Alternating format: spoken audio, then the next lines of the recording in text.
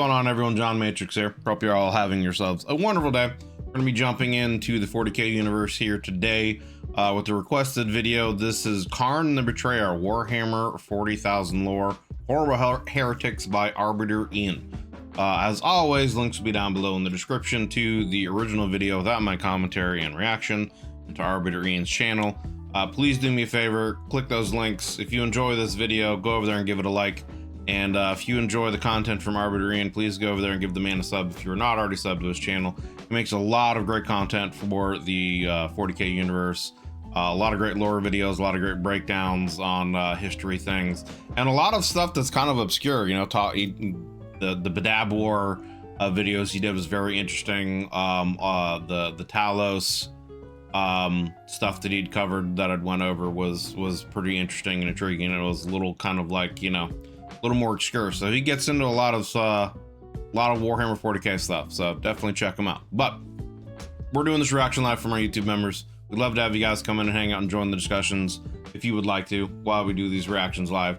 There is a join button underneath the video, as well as a link in the description. You can check out the YouTube membership benefits if you decide you want to take your support for the channel to the next level. Get early access videos. You can come join us as we do these live reactions.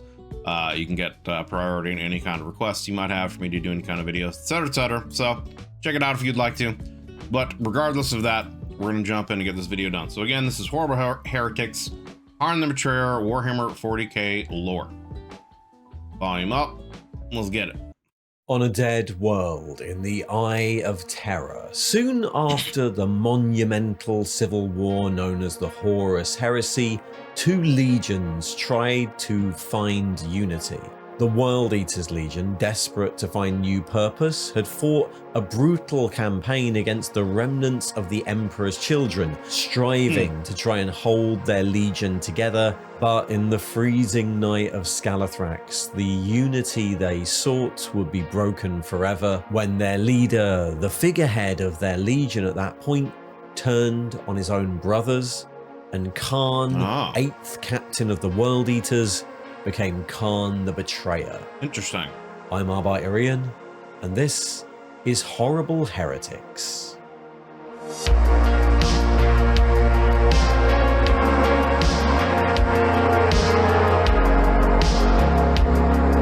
At first glance, KHARN the Betrayer is almost a cartoonish supervillain in the world of Warhammer 40,000. One of the most vaunted champions of the chaos power KHARN, he leads a band of blood-maddened berserkers across the galaxy, seeking only blood and skulls for the glory of his master. But it's pretty much all of the KHARN guys, right? Like KHARN, that's basically what they are. Anything in like the Warhammer Fantasy 2, like Scarbrand and, you know, a lot of those guys, that's all they're about. It's just, you know, berserker rage, fight, kill, skulls for the throne, etc.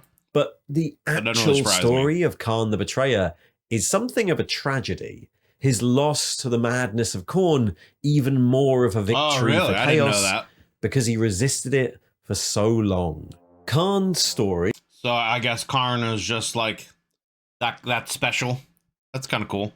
Like many others from his era, begins on Terra at the start of the Great Crusade in the early 31st millennium as an inductee to the 12th Adeptus Astartes Legion, then known as the Warhounds. The Emperor had conquered Terra during the Unification Wars, and with his new Legiones Astartes had committed his new Imperium to the Great Crusade, expeditionary fleets pushing outwards in an attempt to reunite the various strands of humanity kept separate by 5,000 years of warp storms. But while many of the other legions had been active during the latter years of the Unification Wars and the initial stages of the conquest of the solar system, the 12th Legion had been largely kept in reserve, tested in a few sporadic engagements, and then almost withdrawn from service. But when the Great Crusade finally began, the Warhounds quickly found themselves overcommitted. They were broken up into independent commands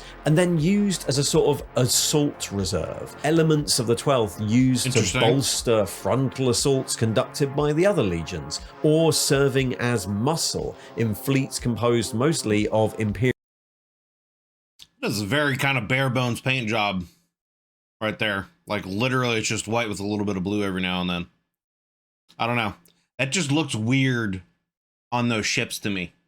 Anyway. Imperial Army regiments, and they quickly developed a bloody reputation from all this. They were considered a threat unleashed by the Emperor, dangerous to anyone in their path, their battles ending in bloody slaughter, and their victories, though reliable, coming at a very high price. But to the Legion, there was nobility in this. They fought in a merciless phalanx, advancing with spear and shield slowly at a walking pace and leaving absolutely none alive. Sounds very Spartanish, even though we already have the Minotaurs, but anyway. It might have been bloody and expensive and ruinous in terms of recruits, but that was their role, and they adopted it, if not enthusiastically, then with a resolve that if someone had to do it, they were fine with it being them.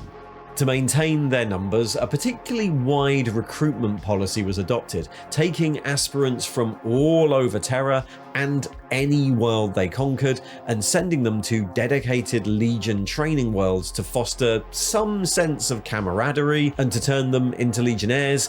And it was this process that first scooped up the young KHARN. Transported from the Germani regions of Terra to the Legion fiefdom of Bolt, KHARN was... So he was actually from Terra itself. He was like an actual Terran-born person. So I don't know. I find that kind of interesting. Most characters that we hear of are from some far-out planet or whatever. That's where their origins are from. They're not actually from Terra. I just find that kind of interesting that he is, if I'm... you know, following this correctly, that he actually is from Terra and became, you know, a betrayer. Trained by the Legion Centurion Gruner, one of thousands of such identical neophytes. This was in the early days of the Great Crusade. Bolt was one of the oldest of the 12th Legion's fief worlds, and the training likely didn't last very long. The requirements of grist for the mill meant that the Warhounds pushed the acceptable production rate for new Astartes to the absolute limit. It was here that KHARN would be introduced to the predictably nihilistic culture of the Warhounds, including the idea of the contest. A competition amongst 12th Legion recruits to reach 1,000 confirmed kills, a competition every Legionnaire of the 12th was expected to take part in, and one jokingly considered impossible given the predicted lifespan of a Warhound. From Bolt, KHARN became a Legionnaire and quickly rose through the ranks, fighting on battlefield after battlefield across the Great Crusade, and eventually reaching the rank of Centurion of the 8th Assault Company, assigned to the 13th Expedition, one of the largest concentrations of Warhound assets, and nicknamed the Bloody 13th. He was a well-known officer even then, with a reputation as a brutally effective close-quarters fighter. I mean, I do have to say, like, the color scheme on the armor looks better than the color scheme on the ships. Like, that looks pretty dope, especially with the like bronze kind of like gladiator what are they called, greaves or poultices or something like that. I forget what this is actually supposed to be called, but that looks pretty dope right there though. I like that. I do like that color scheme right there, like much of their Legion, but it wasn't until much later, after the discovery of the 12th Legion's Primarch, Angron, that he really came into his own. The 20 Primarchs, designed to lead the Legiones Astartes, had been scattered way back in the Unification Wars, and one of the goals of the Great Crusade had been to try and rediscover where they'd gone. But it's fair to say that Angron's rediscovery by the Imperium was not one of the Emperor's best moments. Yeah, I am. From what I have learned so far from Angron, yeah. he was definitely a loose cannon kind of Primarch situation. I wonder, honestly, if almost it would have been better if the Emperor kind of let him do his thing, you know? I don't know. But we're going to cover his story more in depth soon. Captured as a foundling on the world of Nuceria and implanted with the brutal Archaeotech implants known as the Butcher's Nails, Angron had been forced to fight as a gladiator until, eventually, he led a slave uprising that rampaged across the planet. It was very kind of like Spartacus' tale from what I've heard so far. Eventually, hopelessly outnumbered and starving, his slave army decided to sell their lives as dearly as possible in a final glorious last stand when, lo and behold, the Emperor turned up. Of course, seeing just another tyrant, the Primarch completely refused either the help of the Imperium or the command of a legion, determined to die alongside his brothers and sisters, and so, late into the Crusade and not wishing to lose one of his remaining sons, the Emperor just teleported him against his will into orbit and left the rest of the gladiator army to be slaughtered on the planet. Yeah, that's kind of fucked, man. You know, that is kind of fucked. Definitely another one of the big mistakes by the Emperor. At least you should have gone down there and like helped him, you know, whether he wanted to or not. At least sending down, you know, his legions to like come to his side and fight for him and help actually win the battle. But I don't know. At that point, Angron had already had the idea in his mind of I want to die here with my brothers. So even then, he probably wouldn't have been happy. But I feel like at least it would have been a better situation instead of just teleporting him out there and everyone that he knew and cared about were left to slaughter while he survived. Definitely had what is that, survivor's remorse kind of a situation. Angron was, of course, furious, but the Emperor had little sympathy or time to spare, and so he was transported to the flagship of his new legion, the Adamant Resolve, and left there, a problem for the Warhounds to solve themselves. By this point in the Crusade, the Warhounds had fought a bloody path through the galaxy in the name of the Imperium for over 90 years, but they were desperate. 16 of the 20... And I mean, yeah, how would, like, thinking about that too, like, how much would that suck being, you know, the Warhounds who became the World Eaters eventually, you know, they've served the Emperor loyally or whatever, and then all of a sudden they have to serve this Primarch that absolutely hates them and wants nothing to do with them. You know, that'd just be shitty. And then of course they end up giving in to his demand to have the nails embedded in them as well.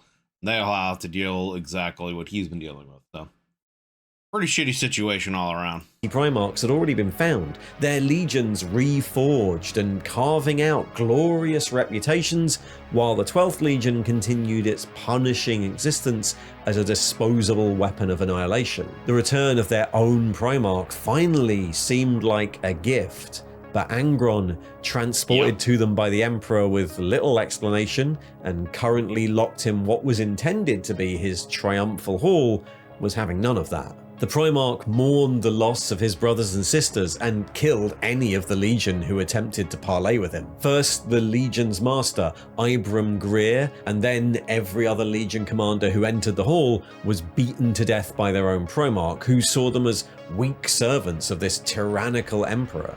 The Legion Master and then 6 more champions and captains of the Warhounds entered the hall, never to return, until eventually it was the turn of the 8th captain. KHARN was beaten almost to death by Angron, his body thrown around the hall by a Primarch enraged at these weak Warhounds' seeming lack of desire to fight him. The Warhounds might have been the brutal axe head of the Great Crusade, but like the 7 who entered before him, KHARN would not lift a hand against his own Primarch. But what saved him was a shred of insight. His gladiator family, dead in the sands of Nuceria, KHARN only said that he wished he could have met them. "I envy them," he said quietly, "those ones who fought with you. I wish I'd known them. They followed you to battle. That's all any of my brothers and I ask of you, sire. The chance to fight with you as they did." That was the only thing that got through to Angron. The profession of loyalty, sure, but implicit in that statement was the idea that these Warhounds wouldn't have done what the Emperor had done. That they would have stood with Angron in the Red Sands and fought the High Riders alongside him, and that they wanted to learn all the things Angron's previous family already knew. Those are some big ass fucking jetpacks. I just want to say, man, like, God damn. From this point, KHARN became the equerry to the Primarch in the newly renamed World Eaters, a position that combined the roles of a senior captain, councillor, and, in the case of the 12th Legion, a diplomat. For one of Angron's bloodline, KHARN was unusually considered and reasonable, one of the few who could temper Angron's rages and desire for personal combat with the logistics and planning required of a large-scale war. His voice was low and soft, rarely angry, more detached and almost weary. It was a strange balance, especially after the Legion adopted the use of the Butcher's Nails, seeking to become closer to their estranged father by installing copies of the brutal Deshayan devices into their own skulls. The nails were an ancient technology from the gladiatorial pits of Nuceria that heightened aggression, giving the World Eaters an edge in close combat, but that reduced any other feeling to mere numbness over time, buzzing in the backs of the Legionnaires' skulls, eventually causing permanent pain that could only be stopped by bloodshed. Yeah, I feel like KHARN probably really doesn't, or not KHARN, Angron probably doesn't really like have a relationship with anything nowadays, right? I feel like Angron probably just wants to fight and kill and get lost in his rage. That's probably like the only kind of thing that gives him any kind of satisfaction. The fact that he's, you know, this bloodlust demon Primarch that also has these, you know, nails still embedded in him. Then on, the Legion's story became one of slowly losing control.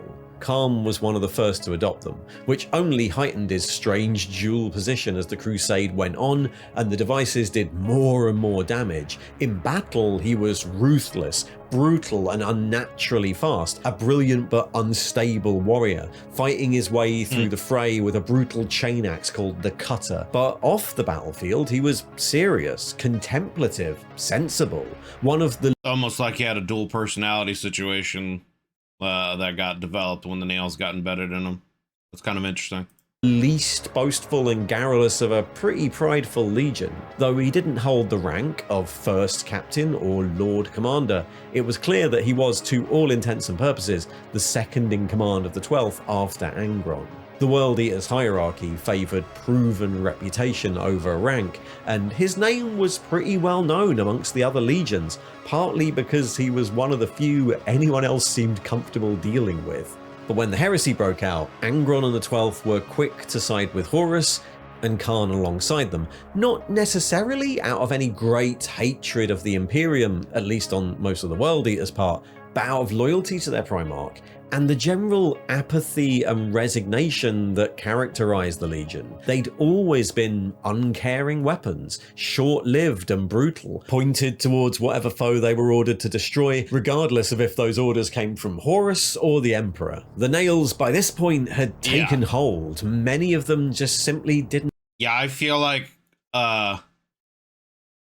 Angron probably really just doesn't have any like real lucid moments. The fact that he's got the nails embedded in him that just drive that aggression even further, and then on top of that being, you know, a demon Primarch of KHARN that has done nothing but enhance his bloodlust and rage even further. I feel like that's all he is he's just he's kind of like a Viking berserker, like taken to the absolute extreme level, where it's just he feels nothing but, you know, rage and anger and is lost in that kind of fog and really doesn't feel anything else. Pre-fall cards that are with him and Argyltal, the word bearer. Yeah. I'm a 40k free agent. It's still I still have inside of my faction. I hear you. Didn't care from where their next enemy came, as long as it gave them an excuse for combat. KHARN fought with the Legion on Istvan III, when Horus's forces first revealed their hand, descending to the surface with Angron to wipe out loyalists who survived the virus bombing. In that battle, lost to the nails and screaming incoherently about the Eightfold Path, one of the first mentions of that, he fought the loyalist Garviel Loken of the Sons of Horus. The duel cut short when KHARN was run down by a Legion tank, impaled on the teeth. Spoilers! of its dozer blade. He was horribly wounded and thought dead, but made the first of many miraculous recoveries. As the traitor forces moved through the aftermath of Isfahan, he next surfaced on Prospero, former homeworld of the Thousand Suns Legion, attempting to find a psychic cure for the degradation the nails were inflicting, before the World Eaters were assigned wholesale to the Shadow Crusade, and KHARN found himself in Ultramar, fighting alongside the Wordbearers Legion against the Ultramarines. He struck up a close friendship with the Wordbearers captain Argel Tal, another victim of circumstance, even fighting. Well, I mean, technically, he spoiled what happened to Luke and for me as well in one of his other videos, so. But it is what it is. Alongside him in the gladiatorial circles the World Eaters used for entertainment. This was something of a rarity for KHARN, who tended not to fight in the pits. For him, they were too artificial. He didn't excel within the walls of a fighting pit. To him, war was a whirl of chance and fury, with nothing to cling on to except the speed of your own reactions, the rush of aggression, and the spike of the nails. When he did fight in the pits against other captains like Sigismund of the Imperial Fists, it was almost an exercise in control. For him, it was less a duel and more a chance to try and master the implants in his head. Another gladiatorial tradition that makes sense in a certain kind of logic.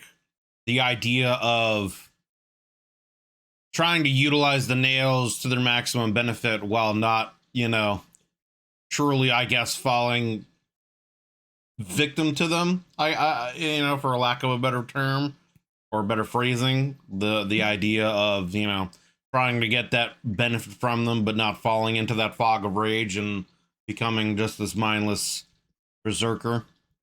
I could see that as being some kind of like test to try to like walk that line as best as you possibly can. Ignored from Angron's homeworld was the suspicion of inherited weapons. When one of Angron's massive chain axes, Gorechild, was damaged and discarded by the Primarch on the Ultramarines recruitment world of Armatura, KHARN recovered the weapon and had his Mechanicum staff restore it for his own use, risking the wrath of Angron by doing so. The axe had lost many of its teeth, originally made from the teeth of Mica dragons from Luther Macinta. To replace them, he liberated some extra dragon skulls from the Legion's Museum of Conquest.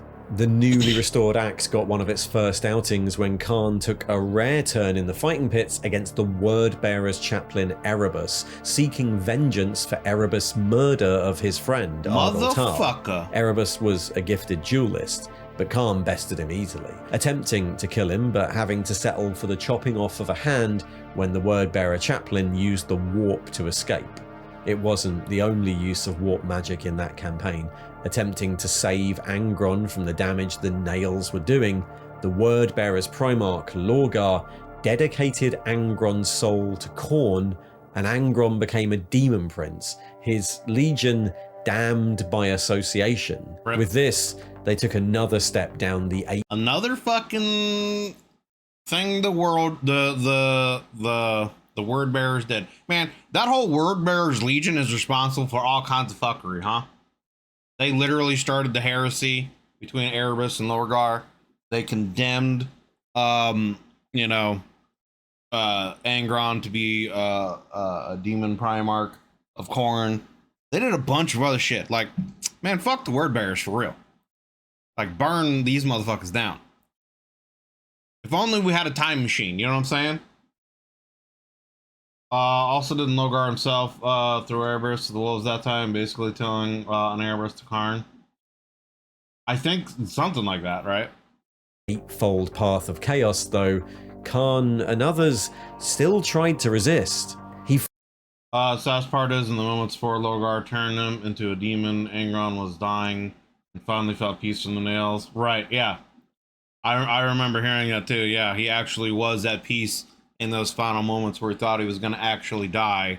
And then, yeah, his soul gets delivered to KHARN on a silver platter, essentially. And now he's got to spend the rest of eternity as, you know, this demon Primarch. I still want to believe in certain ways certain rare, super rare instances, maybe it's even something where the Emperor himself would have to intervene with whatever kind of new abilities the Emperor might have if the Emperor comes back. But I feel like I want to see someone like, you know, Angron come back and have a redemption story. That's just me, though. That's just me. I understand that a lot of people wouldn't want to see that, because it could also be kind of very, I guess, canon breaking in certain ways. Because then it's, you know, one of those situations where it's like, well, if he can do it, then why not all these other, you know, Space Marines that have been corrupted? Can't they get redemption, et cetera, et cetera? It just opens the door for a lot of other fuckery to happen, essentially. But I still would like to see it, you know. The Emperor did tell Mortarn he could be saved. See, yeah, I don't know. And with all the Primarchs seemingly starting to come back in you know, the present timeline, who knows what could happen, man. And then, you know, there's also Kovas Korax, who may have turned into a Demon Primarch, but is a Demon Primarch of the Imperium.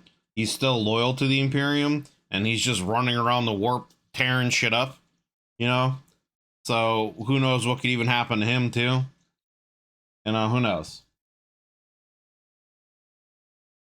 Right. Fought on Terra during the siege of the Imperial Palace. Famed as the first of his legion to reach the palace walls, he was one of the few World Eaters who managed to hold it together, denying the lure of the nails throughout most of the siege as he attempted to coordinate the World Eaters' assault. But by the end, when time had all but stopped, when the traitor forces had devolved into roaming warbands, and when Angron was banished by Sanguinius of the Blood Angels, KHARN finally succumbed. He threw himself into battle outside the walls of the palace, barely aware of who he was, and tearing through loyalist soldiers and champions alike, including Janecia Kroll of the Silent Sisterhood, unaware of who he was even fighting, until eventually he was stopped by his old comrade Sigismund of the Imperial Fist Templars. His unending fury, his rampage halted by something KHARN thought was even worse: the complete void of emotion that characterized Sigismund. Again, he was left for dead, the World Eaters bearing his body away as the traitors quit the palace for the Eye of Terror. By this point, the World Eaters were in a pretty bad way. The nails had grown so all-consuming that many of them had been lost to them permanently, unable to ever snap out of their killing frenzy. And would easily, I'm sure, you know, fall under KHARN's rule at that point. Restrained in chains when not in battle, and even those that did retain a semblance of control would lose themselves when they were in battle, coming to hours later with no recollection of what they did while under the spell of the implants.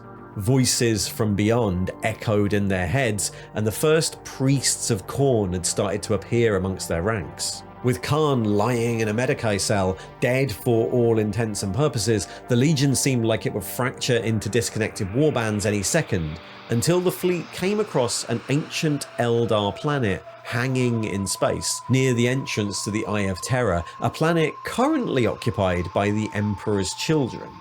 There was argument about what to do, if the Legion should keep to their alliance with the Third forged under Horus, or if all bets were off since the heresy had failed. But when KHARN was revived during a botched assassination attempt, the Legion found new purpose. With Angron lost in the warp, KHARN attempted to unify them the only way the Legion knew how: through battle.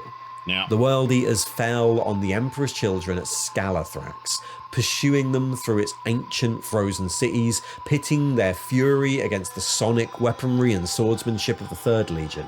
But the demon world was a dangerous place. The nights became so cold, even the Legionnaires couldn't fight after dark, and this deep in the warp, the Song of KHARN was so strong that one night, known as the Night of Madness, even KHARN couldn't continue to resist its call.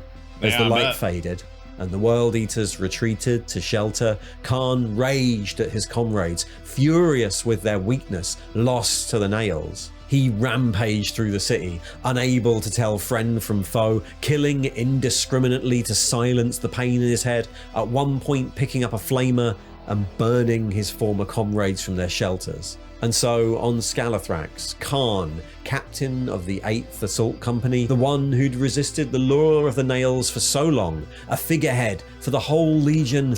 I mean, it kind of makes sense, right? You know, you sit there and you resist something for so long that when you finally actually, if you should fall to its temptation, you're going to fall hard, right? It only makes sense that that would be the case. Finally became KHARN the Betrayer, and the war he'd started to unify the Legion became their undoing. After Scalathrax, the Legion fell apart, devolving into competing warbands, some of them lost to the nails forever.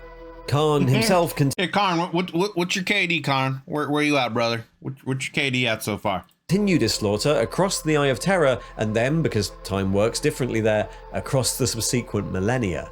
A reluctant champion of KHARN, often lost to the nails and seeking only to spill blood and claim skulls for his master, uncaring of whose they are. His warband became known as the Butcher Horde, and at their head he ravaged the Imperium for 10,000 years. During the 13th Black Crusade of Abaddon the Despoiler, he fought on Cadia, and then on the planet of Amethal against the Blood Angels. At the opening of the Great Rift, he fought and killed, or maybe banished, the Imperial Saint Celestine on the planet of Sadreka, and during the Arcs of Omen campaign, he fought alongside Angron once again at Malakbile. KHARN is, above all, a tragic figure. His story is one of raging against everything he's slowly turned into, against the machine, all the while being resigned to his eventual fate.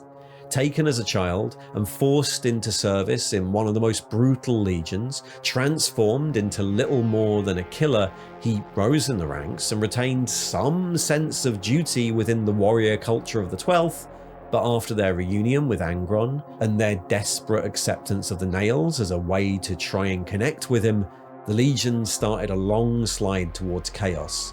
And KHARN became not only the absolute best at that form of rage-induced bloodshed, but also the one trying his hardest to hold himself together through it. And while it could be argued that KHARN's position as a brutal killer in the Warhounds wasn't his choice, ironically, the World Eater's desire to ape their father meant that their slow slide into madness absolutely was. In the 41st millennium, KHARN is still able to, at least briefly, return to his senses. After years of fighting his fate, after Scalathrax, he seems to have accepted what he is now with the same sarcastic, detached resignment that he had when he was part of the Warhounds. But those moments of lucidity are fewer and farther between. And on the battlefield, he's lost to KHARN, operating on instinct, barely aware of the friends or enemies he slaughters, the kill counter in his helmet still counting up and up and up since the training grounds of Bolt, even though the contest was over millennia ago. Thanks for watching. And there we have it. There we have it. That was Horrible Heretics, KHARN the Betrayer, Warhammer 40k lore by Arbitrine. And I mean, pretty interesting character from all aspects. Someone who seems like they tried their best to kind of ride the line between falling into just this, you know, berserk rage that was induced by the nails and still trying to be a person of reason. He was even a diplomat, I guess, for the world eaters at one point in time, second in command. Did his best to try to rally his troops after Angron had been banished, and this ended up succumbing to the call of KHARN when they had to retreat to the Eye of Terra, and has been running around slaughtering stuff ever since. So pretty fascinating. And yeah, like you said, he definitely does sound like essentially a tragic character, you know, a character who did his best to serve his legion and his Primarch, but through various circumstances outside of his control, ended up, like I said, succumbing to the call of KHARN. So, but great video, as always, by Arbitrine.